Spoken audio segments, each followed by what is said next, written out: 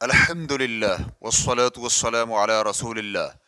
نفاس والی خاتون غسل کب کرے؟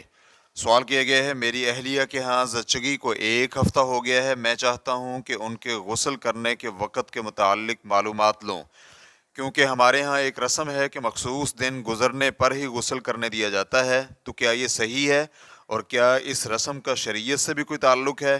الجواب بعون اللہ سبحانہ و تعالی۔ عورت کے ہاں زچگی ہو تو اس کے بعد جاری ہونے والے خون کو نفاس کہتے ہیں، اور ایسی عورت کو نفاس والی کہا جاتا ہے۔ چنانچہ نفاس کا خون جاری ہوتے ہی عورت نماز اور روزہ ترک کر دے گی، اور خاوند بھی جسمانی تعلقات قائم نہیں کر سکتا تاکہ نفاس سے پاک ہو جائے یا نفاس کے ایام ختم ہو جائیں، جو کہ 40 دن ہوتے ہیں۔ اس کے بعد غسل کرے۔ امام ترمذی رحمہ اللہ کہتے ہیں، رسول اللہ صلی اللہ علیہ وآلہ وسلم کے صاحب علم صحابہ اکرام اور تابعین سمیت بعد میں آنے والے تمام اہل علم کا اجماع ہے کہ نفاس والی خواتین 40 دن تک نماز ادا نہیں کریں گی، البتہ اگر اس سے پہلے طہر آ جائے تو پھر غسل کر کے نماز ادا کریں گی۔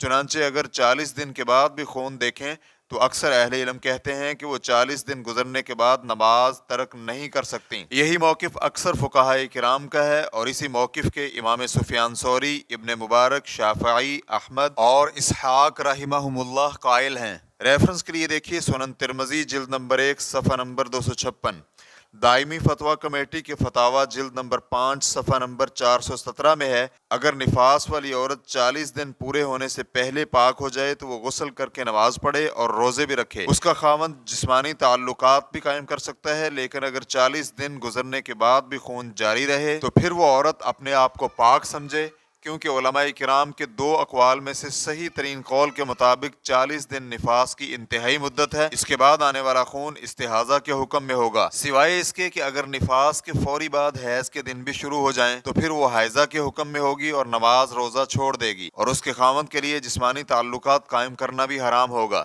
تو اس سے واضح ہوا کہ نفاس والی خاتون اسی وقت غسل کرے گی جب نفاس کا خون بند ہو جائے، اور یہ غسل واجب ہے۔ لیکن اگر کسی علاقے میں یہ بات مشہور ہو جائے کہ نفاس والی خاتون مخصوص دنوں کے بعد ہی غسل کرے، اور اس کا مطلب یہ لیتے ہوں کہ اتنی مدت کے بعد وہ روٹین کی زندگی گزارے اور صاف ستھری ہو جائے، تو اس میں کوئی حرج نہیں ہے، لیکن اس پر شرعی احکام اس طرح سے لاگو نہیں ہوں گے جیسے نفاس والی کے متعلق ہوتے ہیں، کیونکہ نفاس والی عورت نماز نہیں پڑھتی، نہ ہی خاوند ہم بستری کر سکتا ہے تاکہ نفاس سے پاک ہو جائے اور غسل کر لے۔ واللہ تعالی اعلم۔